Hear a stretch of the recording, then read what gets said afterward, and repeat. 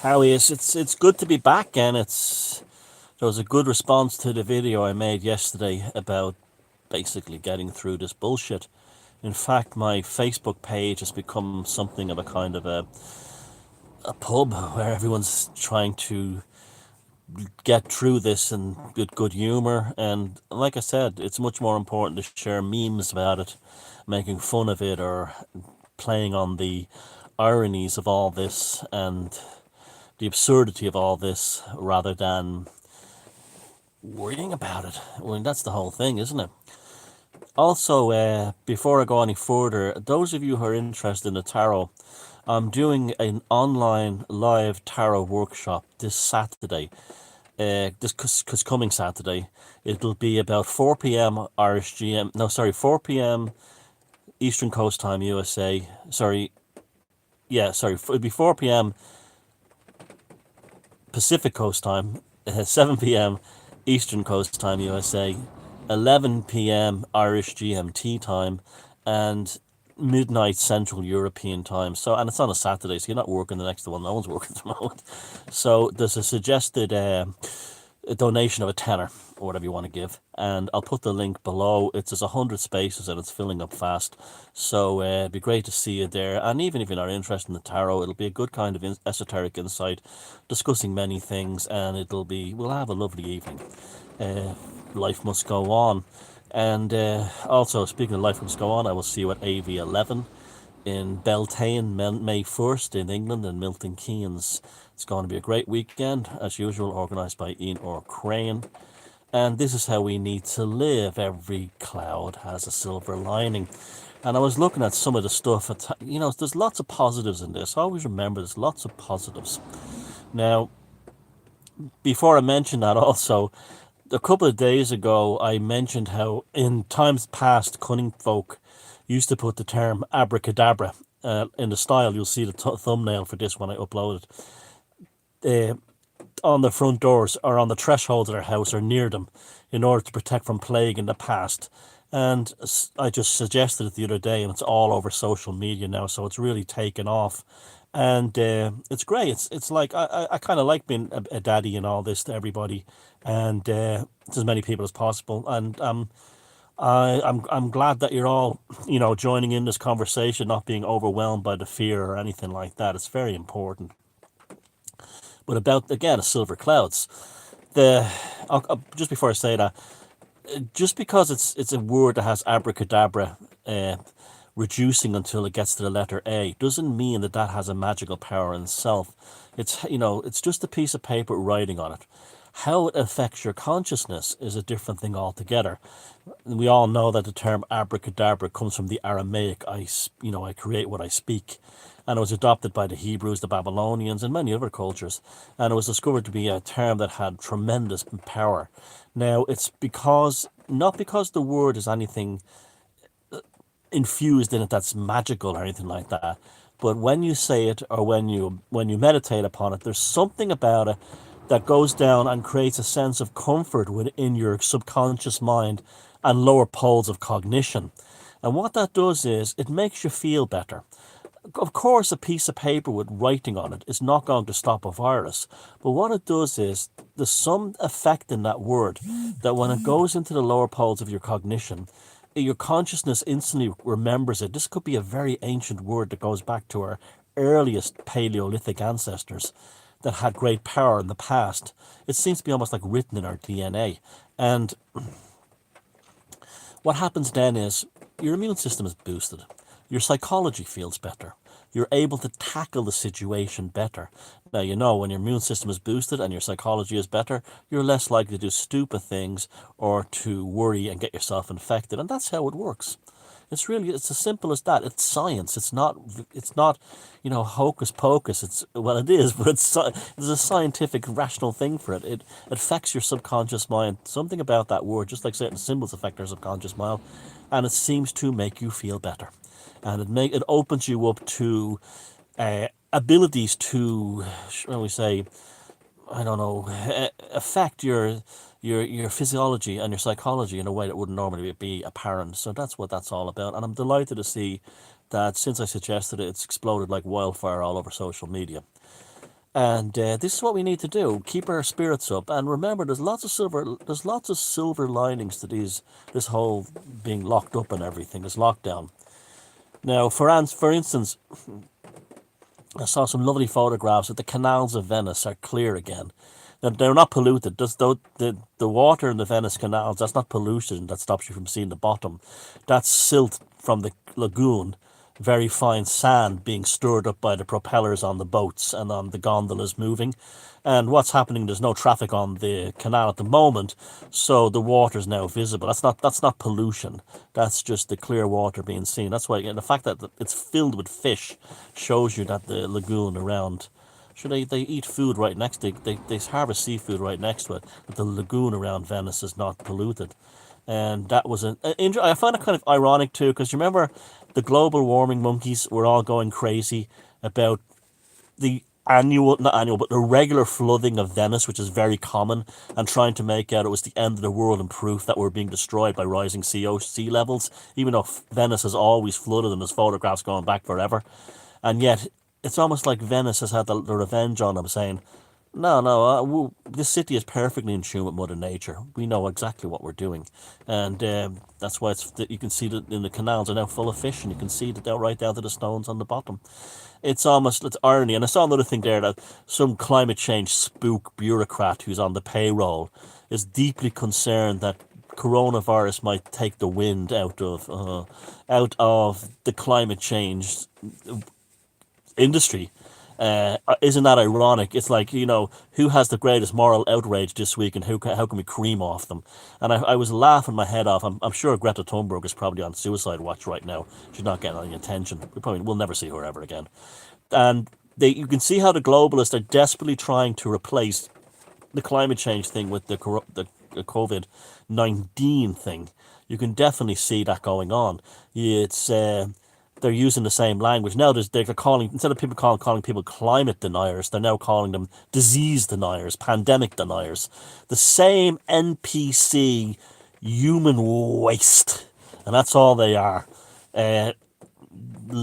Just out there, spewing the bureaucratic shit that they've been fed from bureaucratic spooks, and regurgitating it with a sense of self-satisfied, high moral, pontification. And you'll always deal with that in life. The best way to do them is to laugh at them. And that's why on my Facebook page we're going mad with memes and jokes and laughs and not taking it seriously. I did a Barry Drewmore skit in the supermarket here today when I found it was full of toilet paper. The only thing I noticed, that's funny, when I was in the supermarkets today, there is a funny old atmosphere, all right. There's a strange one. This has been phenomenal for me. I'm now gathering data, for kind of like future Amble of the Psyche projects. And I'm learning a lot about, we should all, remember I said yesterday, observe, recognize. Yeah, we're learning a lot about people. And my friend in Italy said that what she discovered the most is who the bastards around them are and who the good people are, as you do in every time of personal or social crisis. And the shitbags always show who themselves what they are, and the good people always show themselves for what they are, because when there's no phoniness of sort of like society or a sheltered thing around them, the real personality always comes to the surface. And so that's when you find out who your true friends are and who the ones you should get out of your life. No contact ever again, forever, to get out of your life. That's how it always is. Now, the thing is with the supermarket was that there's a funny atmosphere, but no one seemed particularly in a bad way. Then again, it's a small town, a village. It's not like a city. I'd imagine in somewhere like Dublin, it's pretty nasty, and some people screaming and shouting at each other in Lidl's and Tesco's and stuff like that.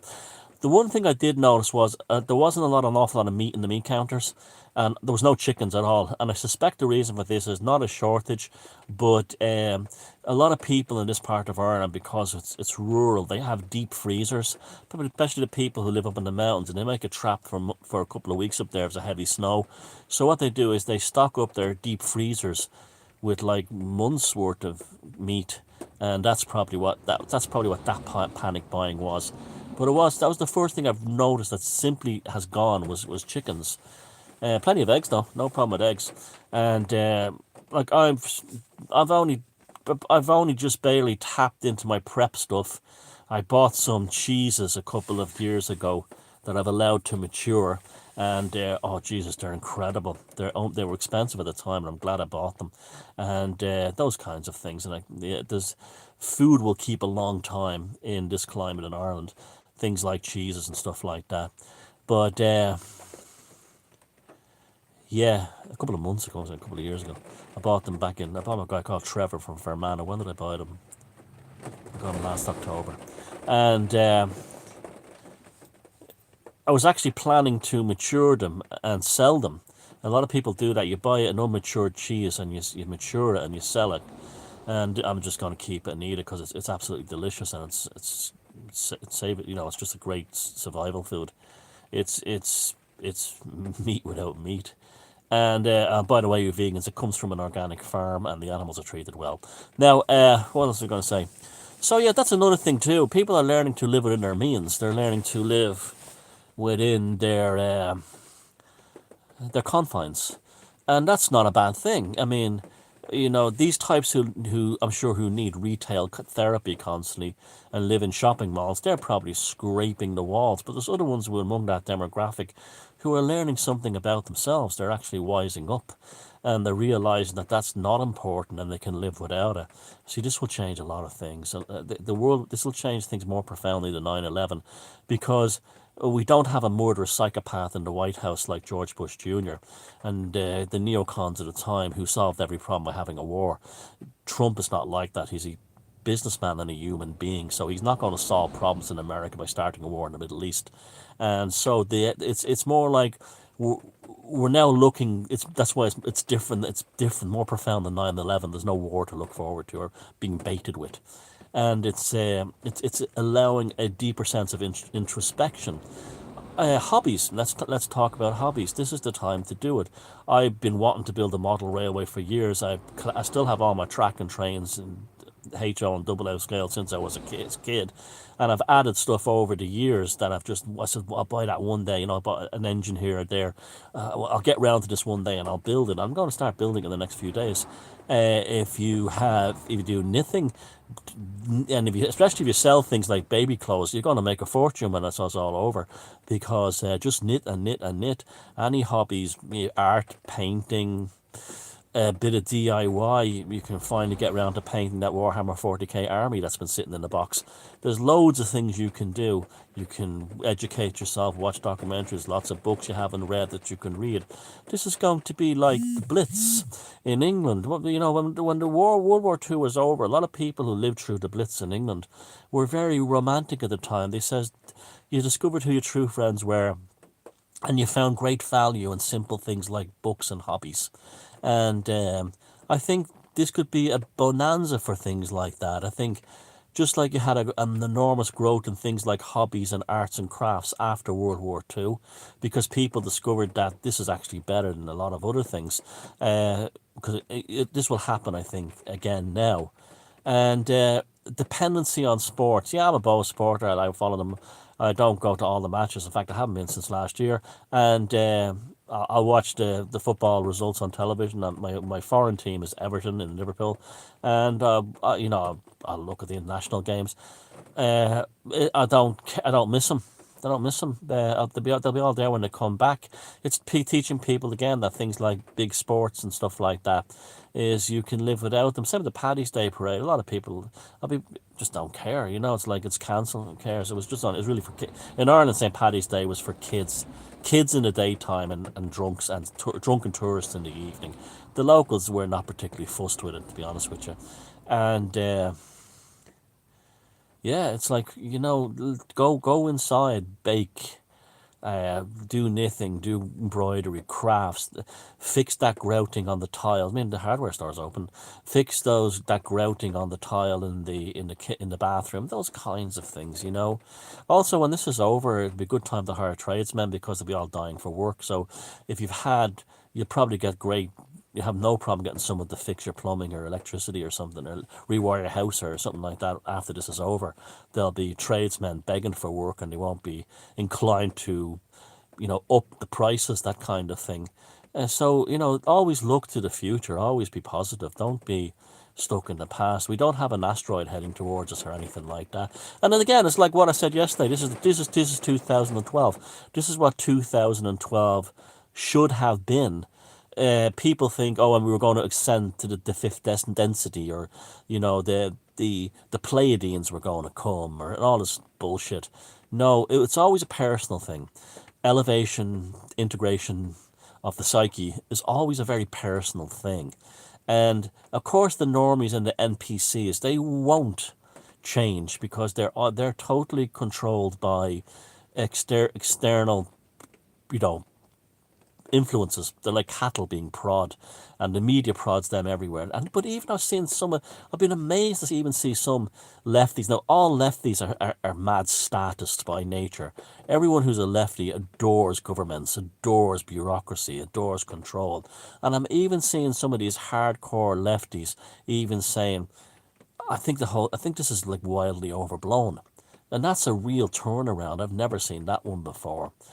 You can, it's not the end of the world. And anyone who, I would stay away from anyone who, like, there was one chap on there the other day was trying to harmlessly, like, tell people that he's a friend, let's just say, I wouldn't say he's a normie friend, but he's a mainstream friend. And he had posted on his wall, I think this is way overblown. Well, all his friends, aside from me, would be all NPCs and normies. He was savaged. It was like he was advocating paedophilia by saying that this whole thing is overblown. And when I got into the conversation, I said, look, you can't argue with the stats. In Italy, everyone who died of the virus was over 80 except for 2. And even the ones over 80 were very ill and had pre-existing conditions. The 2 under 40 who died had cancer. These people would have been killed by normal seasonal colds. Oh, then I was attacked viciously. And then, just to troll them, I wrote down, look, the fact is that and there was an American, my friend is a normie, he's an American. Sometimes I love Americans, but some of them can tend to be like hysterical during times like this. And I just wrote, well, the simple fact is that Jeffrey Dahmer ate more Americans than has been killed by COVID-19. And the woman writes something like, I have no words, this is evil.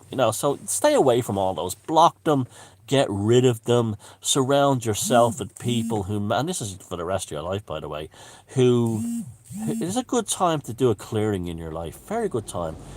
Like, just watch this video now. Think at this moment, right? You can now think clearly because a lot of the noise in the background is gone. And you can think to yourself, am I in a situation, a relationship, a friendship circle, where it feels kind of edgy and toxic? Are there individuals in my social and life circle who don't make me feel relaxed, who are always prodding me in negative directions, who are always creating hysteria and drama? Now, this is the time to do an evaluation on those types and say, they're gone. They're gone. Their toxic nature will really come to the foreground now. I can see all these groups where you have women on them who are going on about all their exes being psychopaths and narcs and cluster bees and all these jilted jennies. I can see a lot of that ending because, again, this period of quietness will stop that. And you'll have a lot of people who do things like, he goes to the pub once a week and he doesn't really like his friends, and all he's doing is doing it out of obligation. He'll say, well, I haven't gone to the pub for the last 3 weeks and I feel fine. And then his friends say, come on down, we get shit-faced and have a laugh. And you go, I think I'll give it a miss. I'll stay home and paint my Warhammer 40k army instead. This is where you're going to see real changes. Your human beings are going to start to learn what it is to be human again. And all this online drama, all this annoying socialization and socialism, socializing that goes on, that people do out of social obligation, I think you'll see an awful lot of that stopping. I think a lot of people will give up drinking and things like that as well. Um, the pubs here in Ireland are closed today, and of course you'll get the piss heads who'll like stock up on lagers and ciders and bring stouts and bring them home, 48 cans of them, and still drink. But there's also a lot of people out there. You know the way, like, you go to a wedding and you hate it. Everybody hates weddings. No sane person I know likes going to wedding receptions. They're horrible inventions. But you have to go. You have to go to the wedding reception, and this kind of thing. I think just a lot of that will also stop in terms of regular socializing. There's a lot of people, a lot of normies socialize, and a lot of people are not normies. I've done it myself, who socialize with a certain gang or a group or hang out with them, and they're not really making you feel good. They're not really making you feel relaxed inside.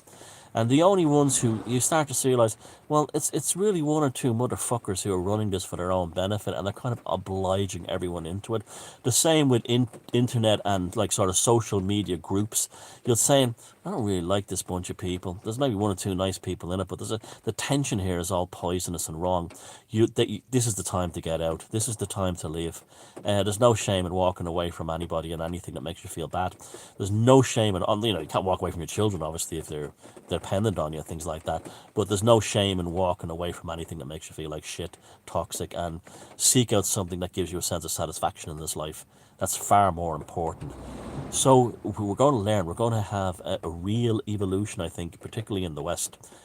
Particularly in the West, it's like one meme I saw today was it was a picture of a guy knocking over dominoes from a tiny domino to a gigantic domino, and at the small domino it says some guy in China eating a bat, and the big one was why can't I wipe my ass? The idea of how did those connections happen? There was a British broadcaster in the 70s, a bit of a wanker, but he had a good TV show called Connections. I have the book from it inside. His name is James Burke, and the show was very interesting. It would do things like, how come a famine in Abyssinia led to the mariner's mission to go to Mars, or how did someone cutting his finger in Brazil lead to the development of the first IBM computer in America in the 40s and 50s. Very interesting concept, the way things it's all to do with the Jungian kind of subconscious thing, how things are linked from one thing to the next. And you see now that fragile chain is very strange and very odd, and you do, there's almost a philosophical element to this. Now, talking about this will also be a good time for artists. Lots of people are going to be stuck at home now who would normally work in shitty jobs that suck all their psychic energy out of them. They'll be finally writing that book they were always wanting to do. They will finally... I haven't been able to finish the Lovecraft book because I've been the daddy for everybody here. I'm glad to do that. But they'll finally finish that Lovecraft book. They'll finally... and that book, they'll start writing the poetry that they had in their heads. We might have lots of good songs come out from songwriters who, instead of being ground down by that shitty job or their annoying family obligations, are sitting at home writing those songs. And a good example of this was in the early 1800s or the early mid 1800s. There was something called the Year Without a Summer, and that's when something happened. There was a volcano in the Far East, and it led to the skies of Europe completely clouded over, and it rained like it is here today. It rained cold, damp, and miserable for an entire summer, and people were locked in. Guess what came out of that? The Gothic romance movement. Mary Shelley wrote Frankenstein in Switzerland, while under this, Shelley and the rest of them wrote their poetry under this Year Without a Summer. The growth of Germanic philosophy, spawned out of that. Introspection, sitting indoors, no exterior influences, The mind goes into new places. It starts to follow new corridors and alcoves it didn't explore before. I certainly know that many of you watching this video and the kind of people that watch this channel, you would be very much inclined towards that. You'll be sitting at home thinking about things you never thought about before, exploring yourself. This is a phenomenal time for doing self-analysis, and not in the critical way. You know, don't be sitting there saying I'm a piece of shit because of this, that, and the other. Go there and say, why did I do this? What was the reason for it? Did it lead to anything positive or negative, even though it was negative or positive at the time? These are all beautiful paths that you can walk upon. So, you know, keep that in mind. Don't, you know, look, I'm here, you're here, I'm not, you know, this is why governments have been very cagey about releasing the demographics of the numbers who die. Because I'm telling you, it's all elderly people over 80 or, God, you know, poor souls that have cancer who are younger.